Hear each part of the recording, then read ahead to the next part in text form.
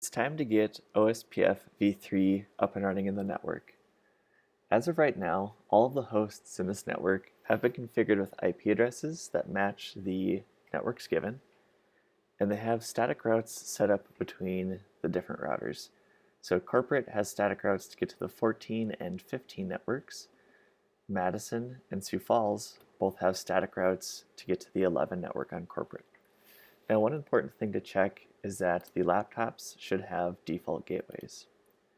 When I go to the IP configuration, I've sometimes noticed in Packet Tracer the IPv6 gateway doesn't get filled in.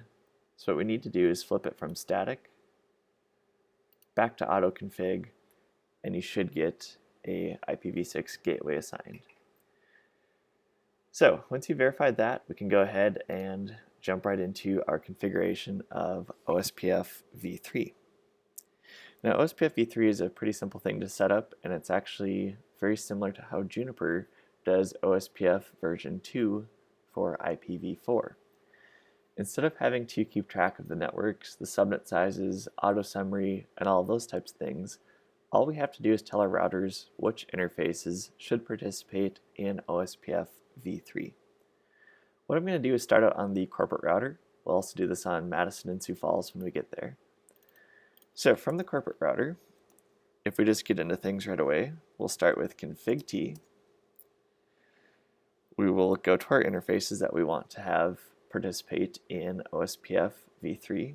So I'll go interface, gig00, and all we have to do is type out IPv6 OSPF. We give it a process ID, so same thing like we did in OSPF version 2. And then all we have to do is tell it which area to participate in. So what you'll notice right away is that we haven't specified a router ID yet. And one of the problems that we have with OSPF version 3 is that it needs that 32-bit dotted decimal notation router ID, much like what we did with IPv4. So we can actually go ahead and manually set this for each of our routers, and the same principles apply here. The highest router ID is going to be the router that becomes that designated router. So what we'll do quickly is go set that up here. We'll do IPv6. Now we need to get back out of config t. We'll just go IPv6. And then we will do router OSPF. Give it our process ID.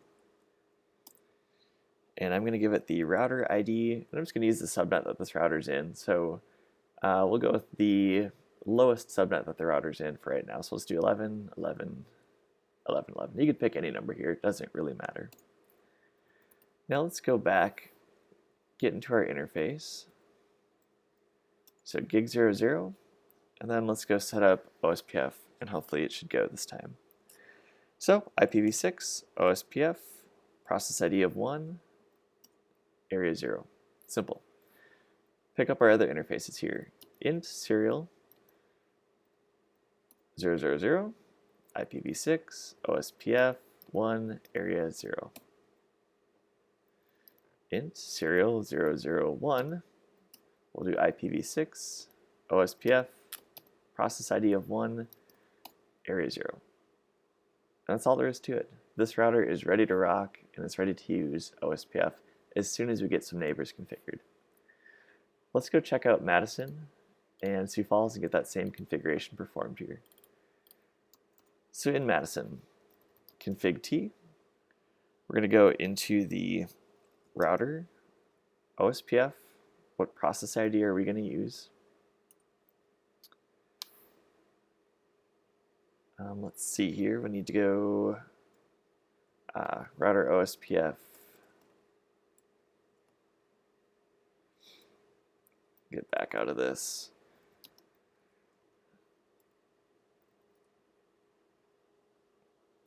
Lost my train of thought here. We'll do router IPv6, router OSPF 1. There we go. So now we can go set our router ID. I'm going to set this one to, I believe this one's operating in 12. So So we'll do 12, 12, 12, 12, exit. Tell it which interfaces need to participate. Interface, gig00, IPv6, OSPF, process ID, area 0. Int 0000, IPv6, OSPF, process ID, area 0. Now this is awesome. All we had to do, again, tell it which interfaces were in OSPF. We can see our neighbor adjacency change. Now when I do a show IPv6 route, I should be able to see here through OSPF, I've learned about the 13 network. So really cool stuff. OSPF version 3 is simple. One more router to configure here, and we should be able to test and see if things are working. You're going to config T, IPv6, router OSPF, process ID of 1, router ID, and I'm going to give this one 13, 13, 13, 13, just to double check. Yep. Okay. So again, the router ID really doesn't matter. I'm just trying to choose the lowest subnet just so I can remember while I'm looking at these. But again, you can choose anything you want to. You could pick a really high router ID if you knew you wanted this to be a designated router. So I'll set that up. We'll go to our interfaces. We will do IPv6, OSPF, process ID, area 0. This one is 0001.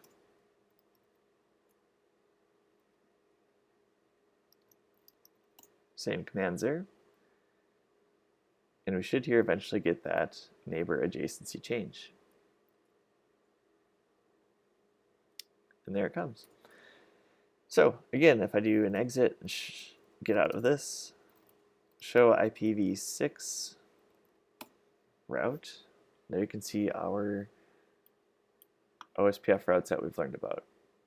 So 12 network, the 14 network, and we're directly connected to the corp router, so nothing really new for us there.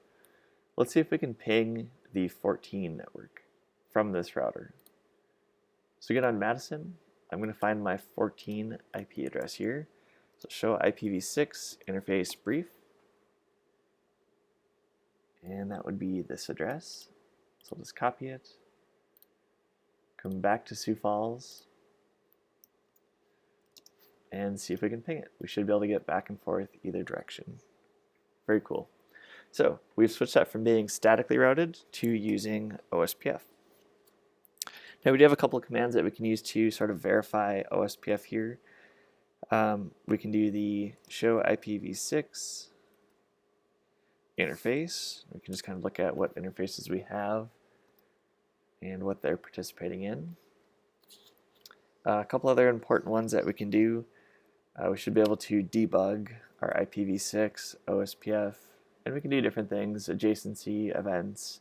If you're on a real Cisco router, you can do packets and hellos, but always remember you got debugging commands to help you kind of figure out and troubleshoot any problems that are coming up with OSPF. So one last thing that we can do, and we can try this out and see how this works, is we can add in one more router, use the auto configuration, something we talked about some time ago, and then add this into our network. So let's add in one last router, grab one more 2901 and just place it here on the network. We can call this one Fargo. So let's fast forward time and let that thing boot up. And just quick jump through some of the things in here. Okay, so we've got our Fargo router. What I'm going to do is I'm going to connect Fargo to corporate on gig 0 here. And I'm going to use the auto configuration to just join Fargo into this network here. So what I want to do is go into, I'm in config T. So I'm just going to choose my gig 00 interface. And this is a cool thing about auto configuration in IPv6. I really don't need to know anything about the network I'm connected to, other than I want to be a part of it. So what I'm going to do is IPv6, and I'm going to go address, and you can see we have the auto config, so this sends that router solicitation out. Corp should respond back with a router advertisement. And I'm going to pull the, if it'll let me here, not in packet tracer. I was going to pull the default routes, but no big deal for that. Okay, and I'll do a no shut, so make sure this is turned on. Alright, so basically the difference between this and doing the EUI64 is that I didn't supply a prefix. I just said, hey, send me your prefix, let me be a part of this network. Now if I do a show IPv6 interface brief, we can see the address I was given, and I'm joined up with the 11 prefix or that 11 subnet. Now just for fun, let's actually add this into OSPF so we can get those other routes as well. So going through that one last time, config T, IPv6, we'll do router, OSPF, process ID of 1. We need to turn on our IPv6 unicast routing as well, so IPv6 unicast routing. Then we should be able to get back into our IPv6 OSPF 1. Choose a router ID. This one, I don't know, we'll make just for a unique number, just all 9s.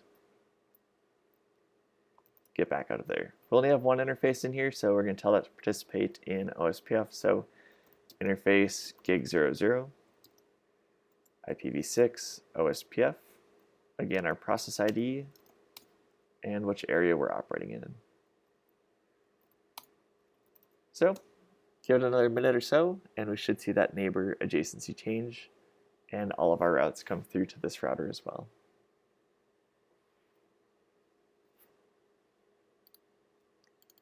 So let's fast forward some time there. There you can see our neighbor adjacency change. And if I just do a show IPv6 route, we've got all of those OSPF routes coming through as well.